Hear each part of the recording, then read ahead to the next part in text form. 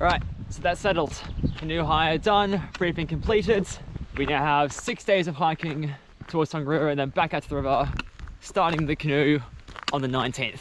Gonna be some big days ahead of us, but thankfully weather's looking good. I'm looking forward to it. Okay, maybe the weather isn't as good as I thought it was gonna be. The road out of Te Araroa wasn't all that exciting, but the wildlife was rather unique. I've been looking forward to seeing you. Alright. Still coming or not? For the next couple days, our southbound course became more of an eastbound adventure. Boop. For those unaware of the terrain around the central North Island, this does feel like a rather odd choice. But for me, having seen this part of the country several times, I was getting awfully excited.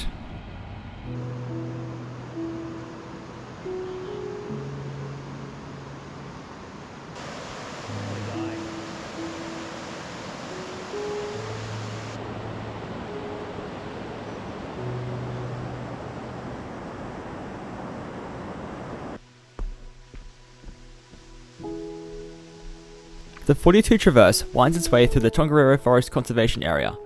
However, if you happen to be a mid-20th century logger, you'll know this place by its former name, State Forest 42. Today, this old logging road is used for a multitude of activities, everything from hiking to four-wheel driving.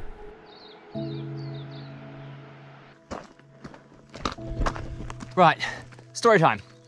So late last year, this big old slip came down and blocked the route. It was shut for a few months, then Doc set up a bypass route somewhere in the valley down there. But there is now, apparently, a semi-decent route over the slip. It's nice and stable. Everyone's been saying it's good to cross, so I think we'll give it a shot.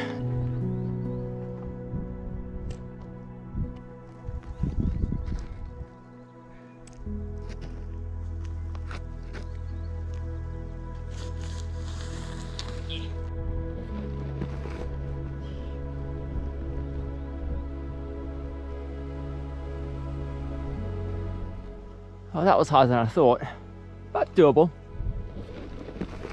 So now I guess just keep going on 42.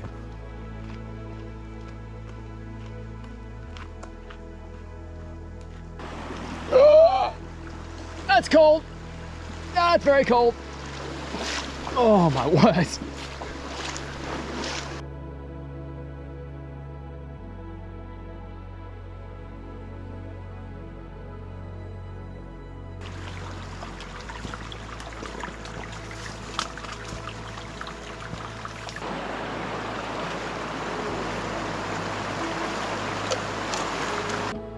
I'm sorry, but what is that?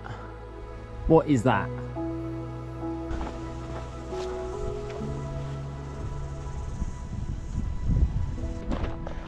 Way traverse complete.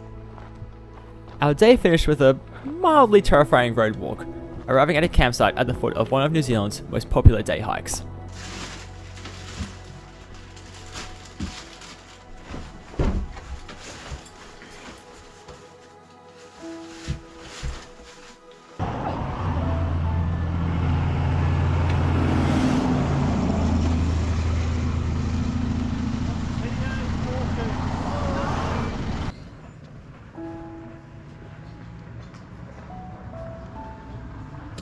Yeah, we know.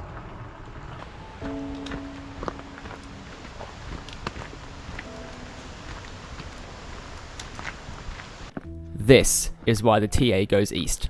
Although this would be my third time doing the Alpine crossing, my excitement to visit this otherworldly place again was not dampened in the slightest. Smelly river.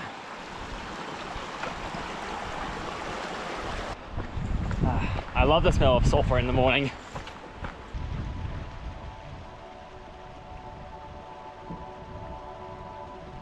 The last eruption in this area was only in 2012. Thankfully, no one was hurt, the only casualty being a hut that got hit with a rock launched from the nearby Timari crater.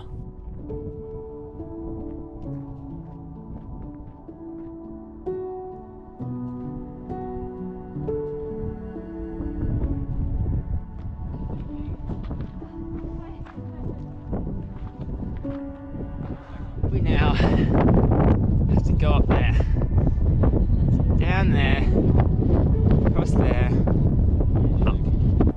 For the first few hours, I wasn't all that bothered about going the wrong way over the crossing. That was until I reached Emerald Lakes. Then I realised I would be snaking my way through 1,000-day hikers coming down from Red Crater on loose scree.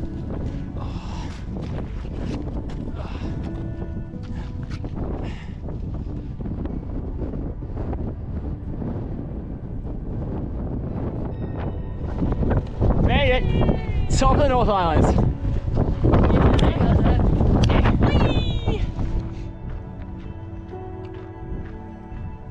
With the crowds thinning out, I got to enjoy a splendid afternoon descending past Mount Araroa and Manawatū-Whanganui Hut, where I had spent a night not even a year ago during a trip on the Tongariro Northern Circuit.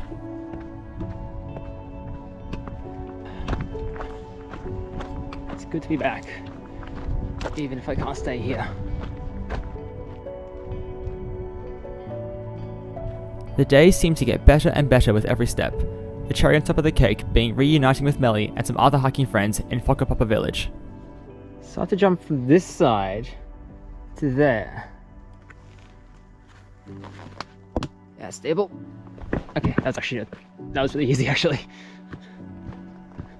Jeez, this path is eroded. Oh my word.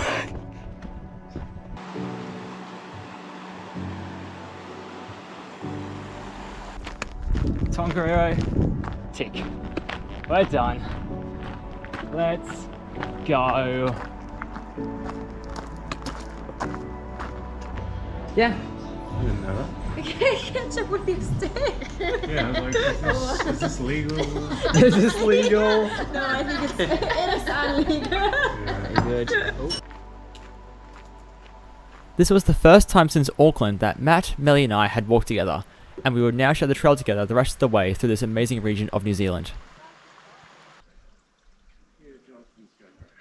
What? I said I can hear Jonathan's GoPro. Hello. What?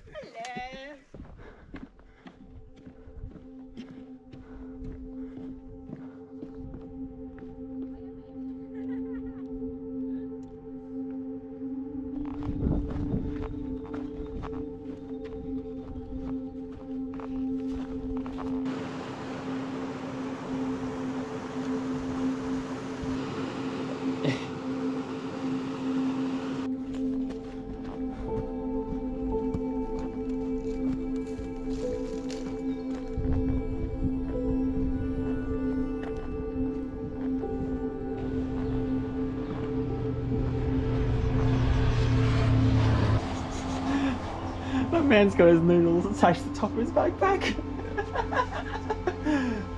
Just, all the essentials. Leaving the eruption-scarred slopes of Tongariro behind, we began a 2-day road walk that would take us to New Zealand's third longest river.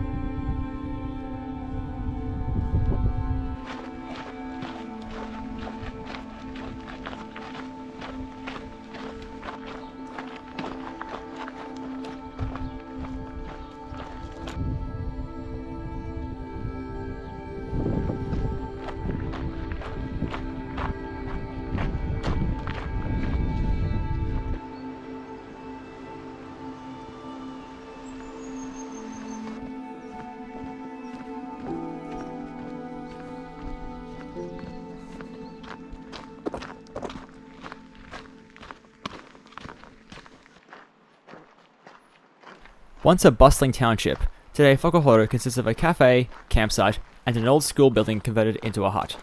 There was a great deal of anticipation at camp that night, anxious and excited to see what would be in store for us over the next 5 days.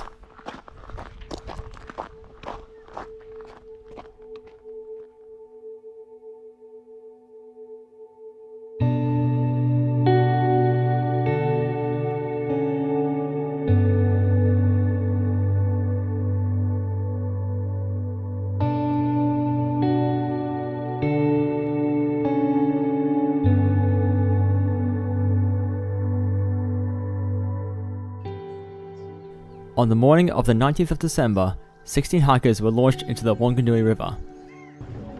My captain for the voyage was a Spaniard named Nil, who proved himself to be an expert canoeist. Will do!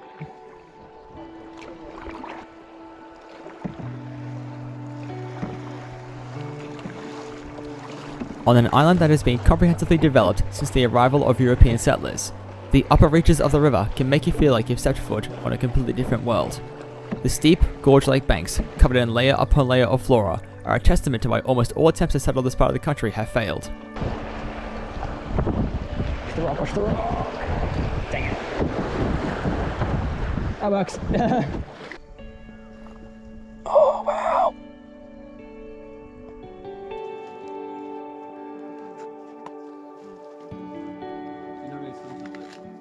Remembering the training we received in Te Araroa, Neil and I started to get the hang of the rapids, my early nerves giving way to pure excitement.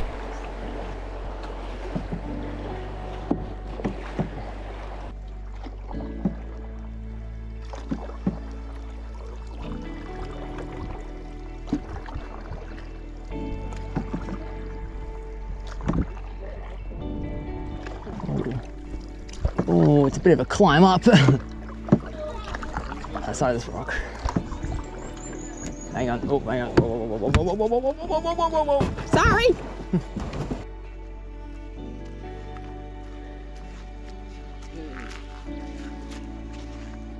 And we're off.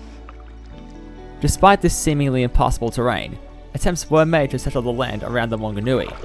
Most notably, tracts of land were sold to returning World War I servicemen from 1917. Loosely connected to the outside world by riverboats, conditions in these communities were harsh. Prospective farmers first needed to clear this incredibly dense forest with what little supplies they had. In a vain attempt to keep the settlement alive, a bridge was built over one of the deep valleys separating the settlers from the Whanganui. So, our ropes are there? I think that's everyone. Oh jeez, Matt. By 1944, everyone had gone, leaving behind the bridge as a monument to the inhospitable nature of the land surrounding this grand river.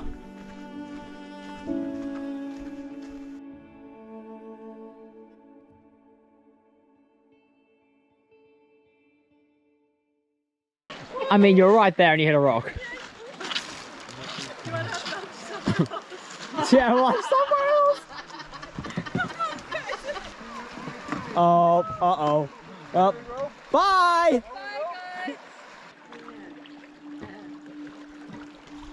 Having entered a calmer part of the river, Neil and I caught up with a few of the other boats, joining up to form one large raft floating slowly downstream.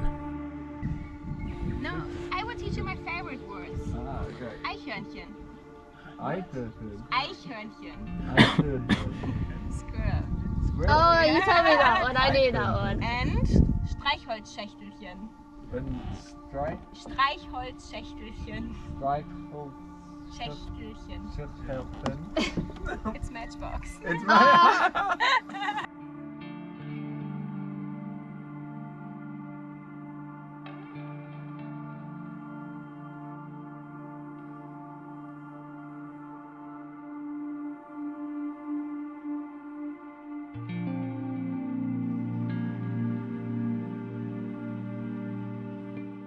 Up to this point, the rapids have been manageable and honestly quite fun, with no major risk of capsizing.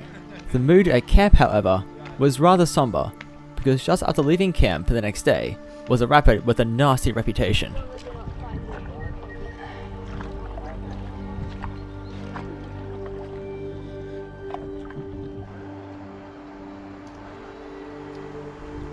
It's called, simply, the 50-50.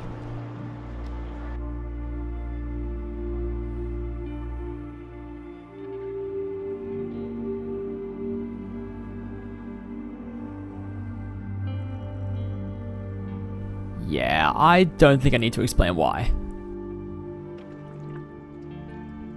The 50-50 really marks the end of the scenic section of the river.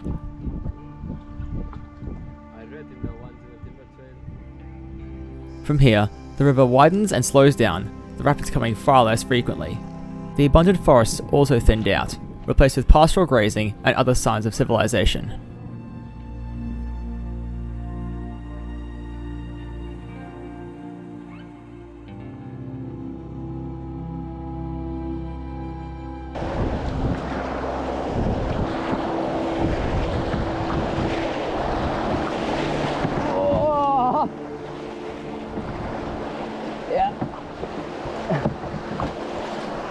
Tree.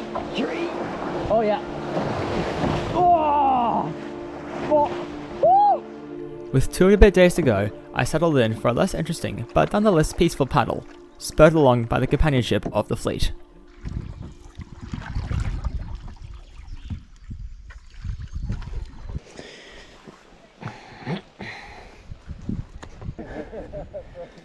Any more? Oh. I think everything has been taken care of.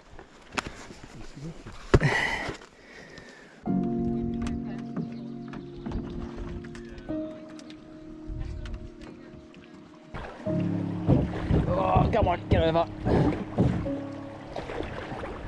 I'm lucky enough to have family in New Zealand, and I had been making plans to spend Christmas with them.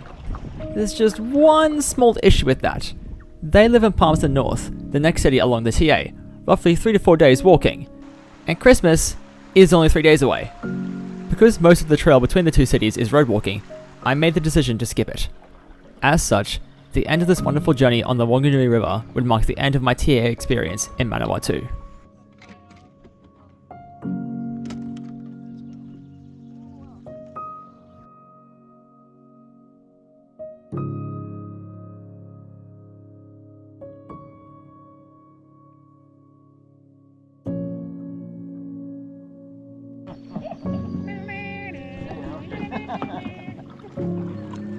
Always the American guys. Our final day was a slow one, having to wait for the outgoing tide to travel the final 23 kilometers to Whanganui. That would take no time at all, so we spent a bit more time rafting together. Hello.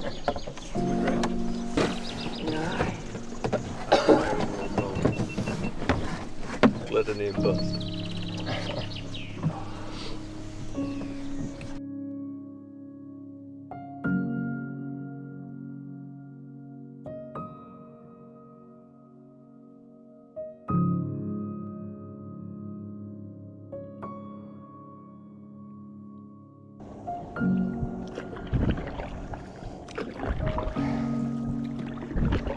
Landing at the boat ramp, the fleet was brought onto dry land and our barrels were emptied. Our adventure completed with a celebratory meal in Whanganui.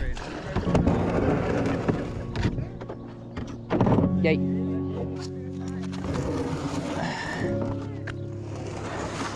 Oi, watch your feet. Oh, good job.